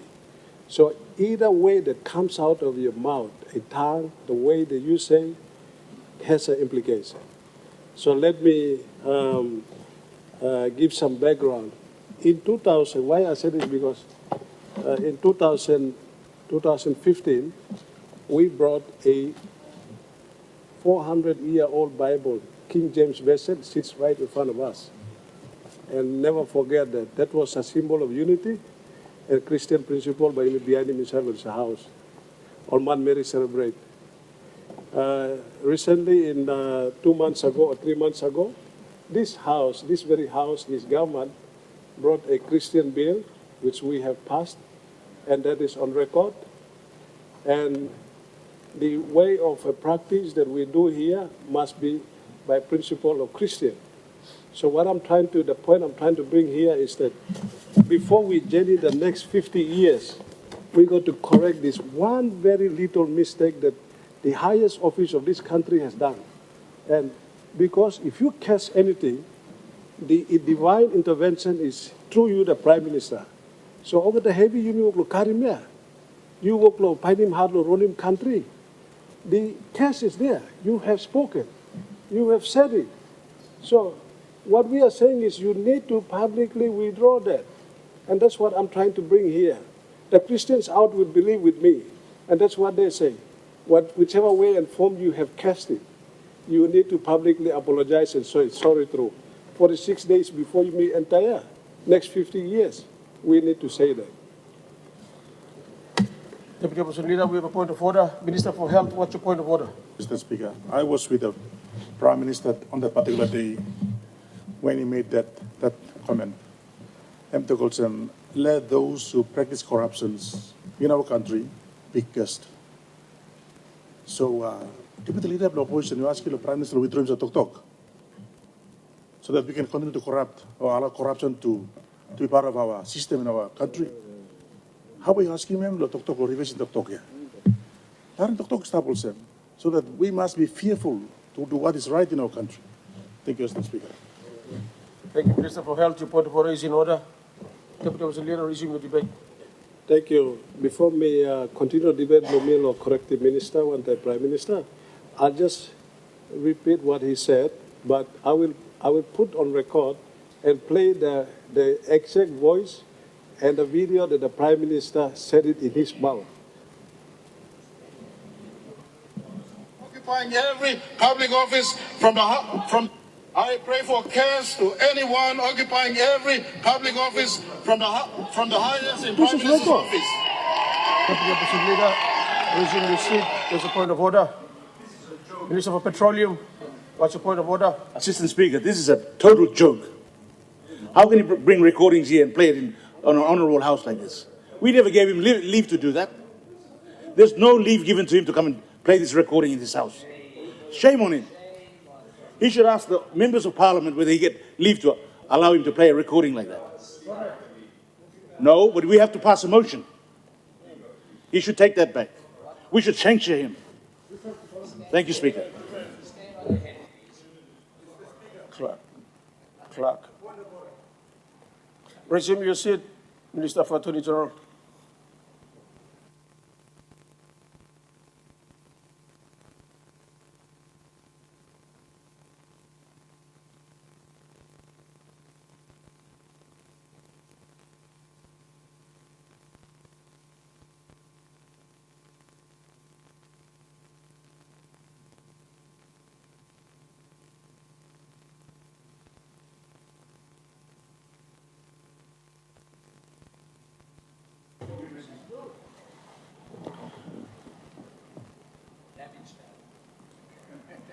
Minister for Petroleum, your point of order is in order.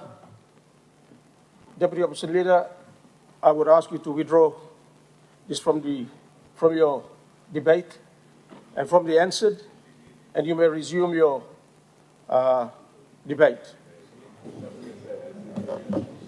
Thank you, Mr. Assistant Speaker. I seek leave to tender this record in this debate, and it be placed on record here.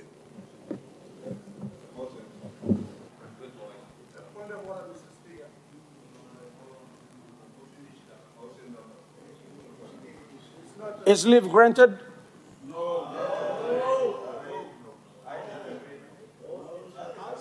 No, have it. Leave is not granted.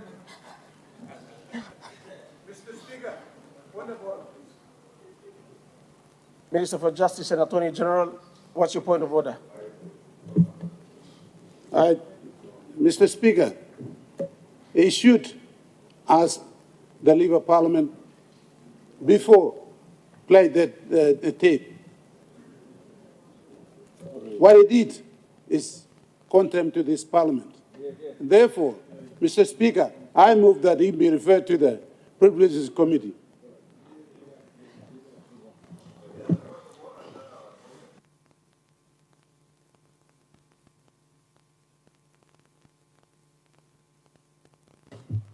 Minister for Justice and Attorney General, your point of order is out of order. We have rectified this issue, and we have, the ruling has been made.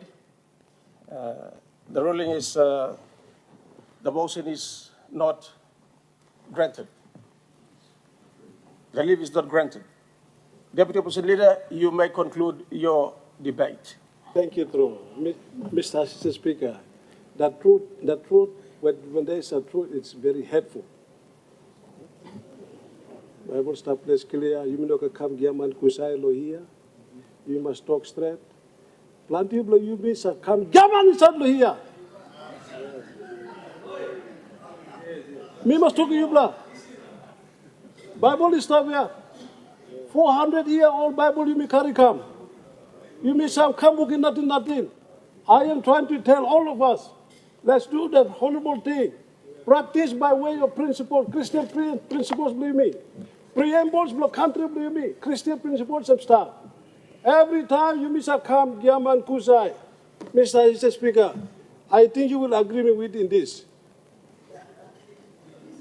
Very bad. It has been a culture and a practice in this Time for your house. grievance debate is up. You may resume your seat. Thank you. Minister for Education. Thank you, Mr. Assistant Speaker, for giving me time to debate, contribute to this grievance debate.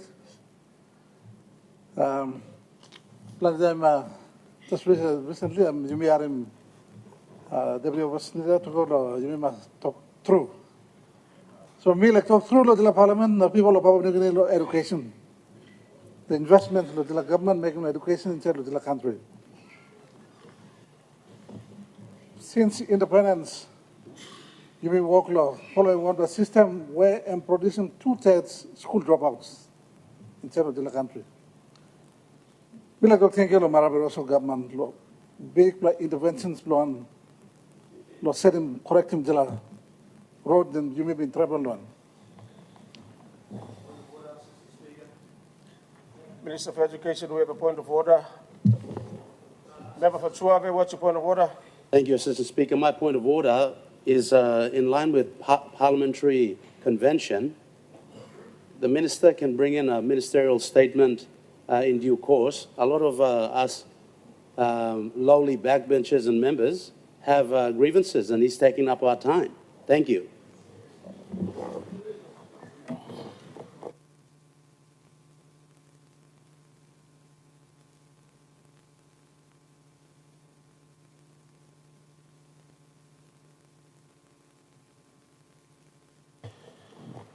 Member for Suave, your point of order is out of order. Minister for Education is a member of Parliament, and he has the right to have his chance to have his grievance debate on the floor of Parliament. Minister for Education, you may resume. Thank you, Mr. Assistant Speaker. Grievance debate, somebody over the time to talk now, taking each other. Some of good assembly come up to Parliament, instead of ministry, we must talk all people in the country blaming to the Parliament as well. And what's now? We like talk some education investment by Marabiroso government instead of education. We will try and correct him the system where we been burning since independence, where country education system and producing 2/3 school dropouts. So on the policy, we will make him talk some, we will talk raising minimum education qualifications in the country up to grade 12. Now, being in the market, you may make him plan the pathways available. Like, speaking, you can go through the normal school system from elementary all the way to grade 12. Or for those, for whatever reason, will drop out of grade 12 in between, can go through the fold, or go through the vocational education school, or TVET, just to obtain a grade 12 certificate. So that then by meeting minimum education qualification as grade 12 certificate. Now, on top of that, government themselves and parents, Papa Mama, country, so facing problem, the school fees. So the government, in the past, using kind TFF, GDFS, or school subsidy. But this year and last year, we were paying full school fees, so we were changing the name of government free education policy, where all beginning or beginning of paying any fees in terms of paying to the school, like tuition fee or to project fees. Also, now go school nothing from elementary all the way to grade 12, and beyond grade 12, we look at STEM students who said now go school America, India, China, Fiji, then government fully paying school scholarships, all go to full government scholarship.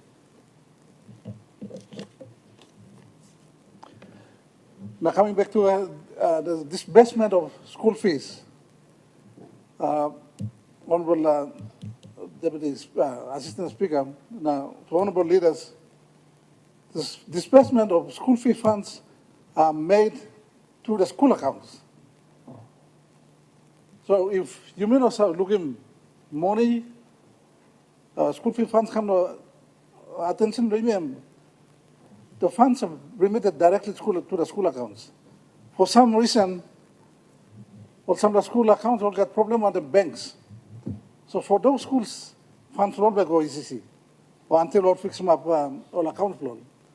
Otherwise, government and meeting commitment loan, no budget loan, no paying school fees, or all funds made available on fully come through and we will pay them. As soon as we receive, we pay it out to the school accounts. For this year, we play using one of the system of current party where it's a cost of providing education service. Some of the schools country blame me, so remote that them costing more providing the education service. Now some of the schools blame me instead of urban areas them costing less of providing. So in the past, all funds were remitted equally. But for this year, we have been in a model so that those schools in the remote areas like Karamue or some of those places have worked more. Just because to meet them, the transport cost of moving all material, school material, schools blown. And for this year, also me raising my point of order, and I'm talking for this year, 850 million allocated for school fees funds. Each term we are remitting 220 million to the school accounts. Dividing into how much each school gets would really depend on how many students are enrolled in each school.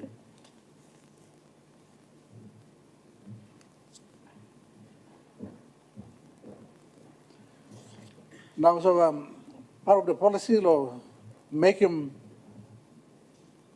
grade 12 school certificate, the minimum education qualification in the country.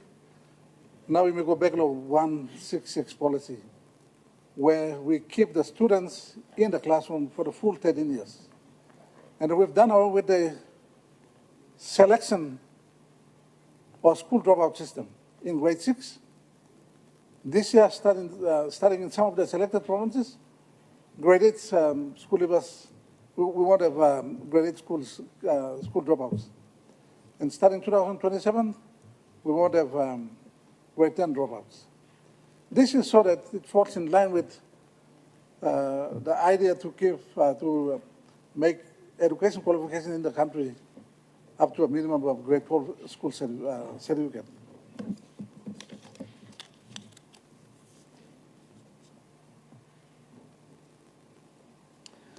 Let me talk a little about STEM. STEM education. Look up one of the good initiatives the government come forward. Or beginning by me go school America, the first pilot students, 42 of them go to America, 42 or 43 go to America, or make them go through. Now, all some academic awards, the universities will go through. 50% of them are some academic awards. America. Basing on that, all China and India are looking at some about 100 students you may go to China and India. Me no visit them India or visit them all smart India, but me get opportunity to visit them all smart in blame law. Three got this damn university of China. Now there are three got this damn China three got this university employ training all engineers. Now me lucky round one and two professors were there in the school. Now, Mr. Deputy Speaker, I'm proud to talk about some two professors talking to me. also Martin Luimi studying engineering law, there are 3 Gorgeous University in the top 5%. These interventions by the government make the opportunity to talk to public, honorable leaders, to the people of Papua New Guinea. We are doing something. Maybe we should have done it a long time ago, but after 50 years, you may walk in, and this government is doing that. I'm the Lily Toxawa, no good meter of planning by Mamshim Yupla. So, Lily Toxawa, so this government is actually investing in education, and education will drive changes in this country. And our students who are attending prestigious universities like America, India, and China are doing well. So let's not write us off. Write you may off. Sometimes you must talk tangular you may for the good work that we are doing. Thank you, Assistant Speaker.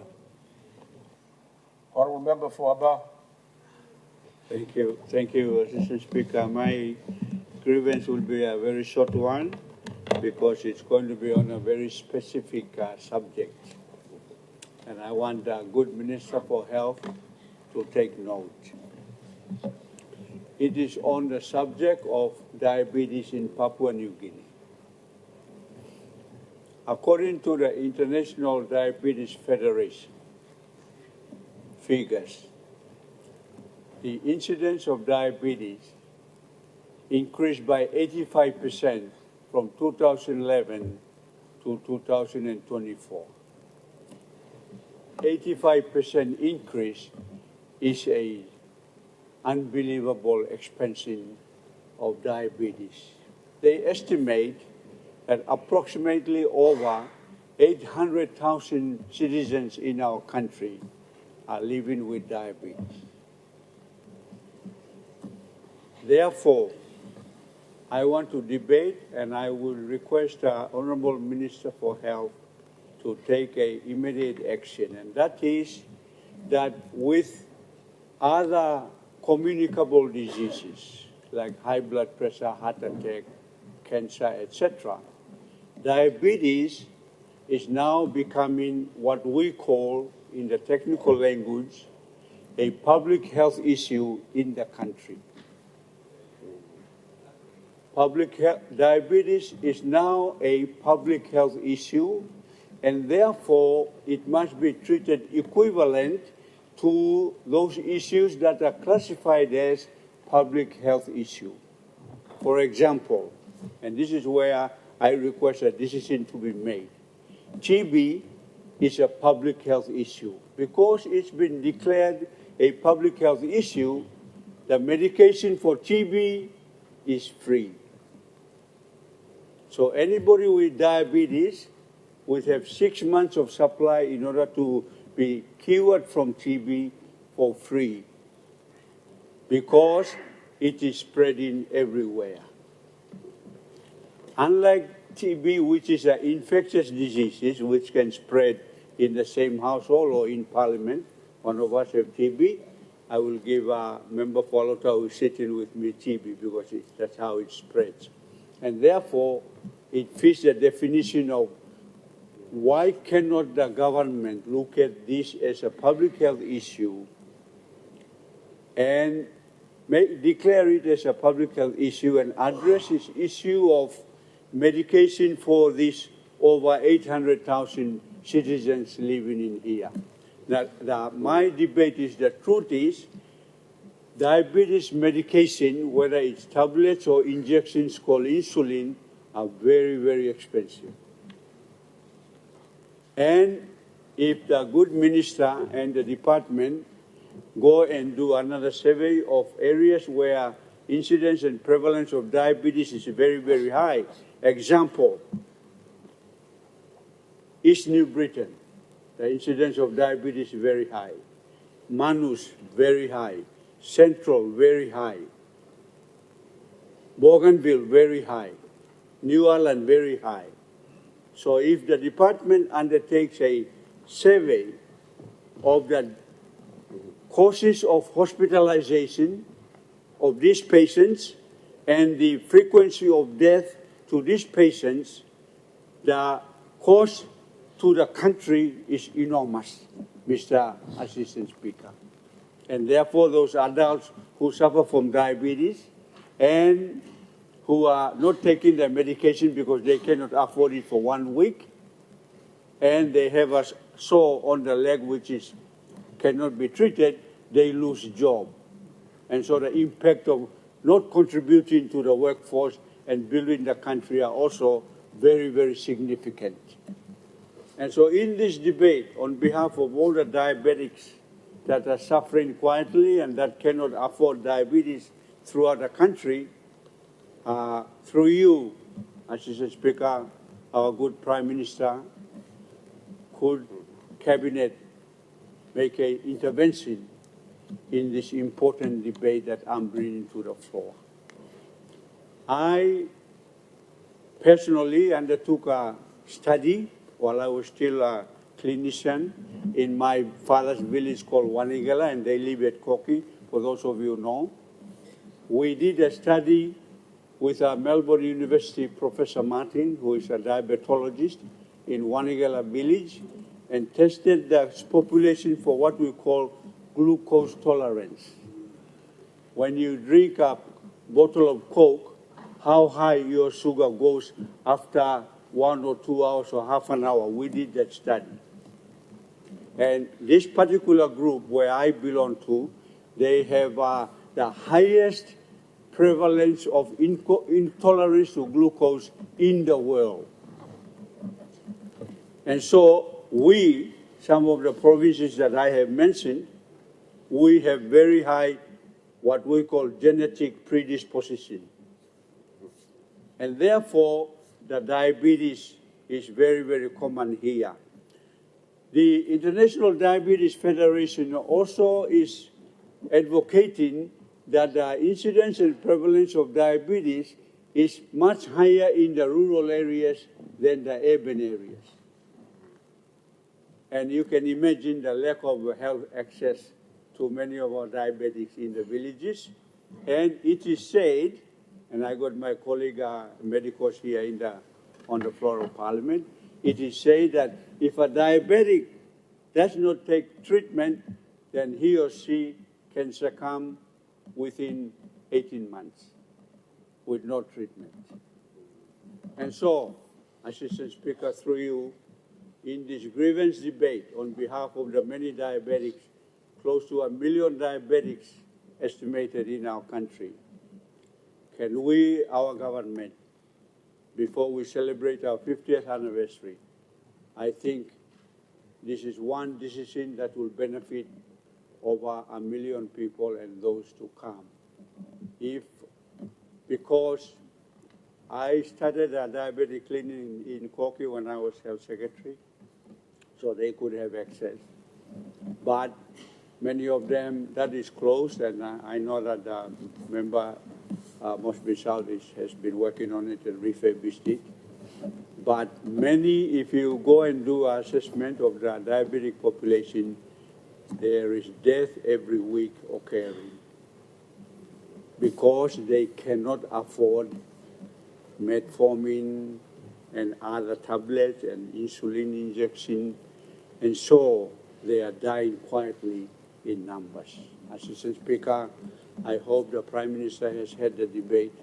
I hope the Good Health Minister, I know that he will make a submission to Cabinet and do the surveys in this important area. And so I hope that it can be announced so our diabetic mothers or children throughout the country can walk into a clinic and be given their supply on time, because this is one disease. If you don't take treatment, you're definitely going to die. Thank you, Assistant Speaker. Honourable members, I interrupt the debate, and the question is that the grievance debate be noted. Those in favour say aye. Aye. Those against say no. The ayes have it. Leader of Government Business. Mr. Assistant Speaker, I move that the Parliament do now adjourn until Tuesday, 5th August 2025 at 10 o'clock a.m. The question is that the motion be agreed to. Those in favor say aye. Those against say no. The ayes have it. Honourable members, I adjourn the Parliament until Tuesday, 5th August 2025 at 10 o'clock a.m.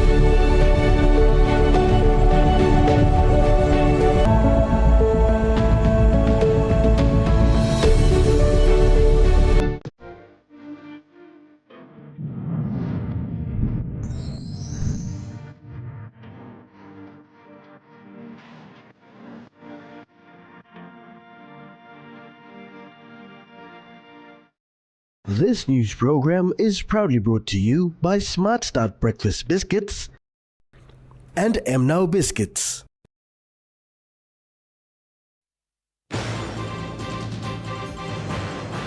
Public Service Report tabled in Parliament.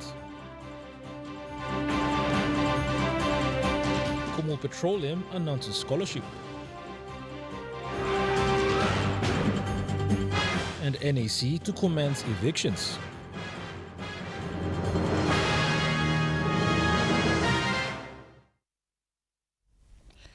A very good evening. This is National EMTV News. I'm Malcolm Waira. Thank you for joining us.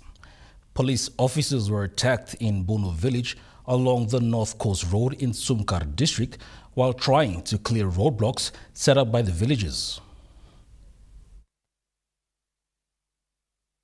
This has caused a tense standoff in Bunu, and public commuters remain stuck on both sides of the roadblock. The police at Talidig Station are calling for extra manpower support, including a chainsaw to clear